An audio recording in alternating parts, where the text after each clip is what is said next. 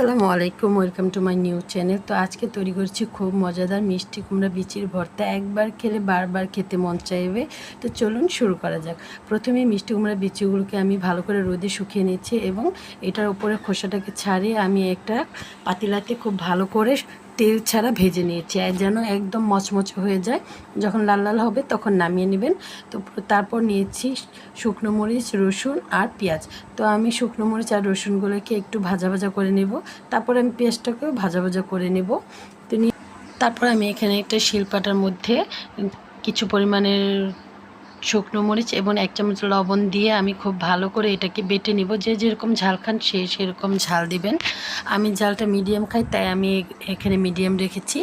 তারপর এখানে যে পেঁয়াজগুলোকে ভেজে রেখেছিলাম সেই পেঁয়াজগুলোকে দিয়ে দেব। পেঁয়াজটাকে দিয়ে আমি খুব ভালো করে বেটে নেব। তো এখানে আমার প্রথমবার বাটা হয়ে গেলে এগুলোকে আমি সুন্দর করে কেচে আমি আরেকবার বাটা দিয়ে নেব।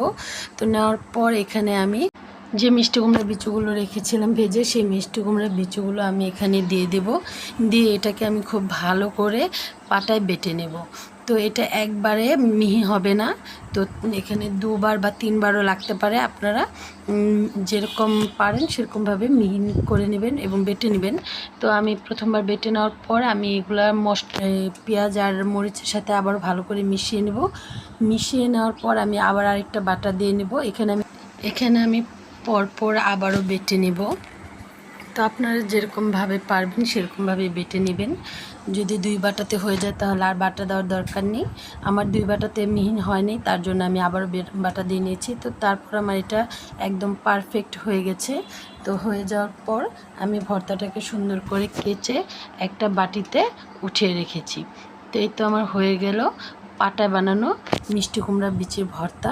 তো রেসিপিটি যদি ভালো লাগে অবশ্যই সাবস্ক্রাইব করে পাশে থাকবেন। ধন্যবাদ।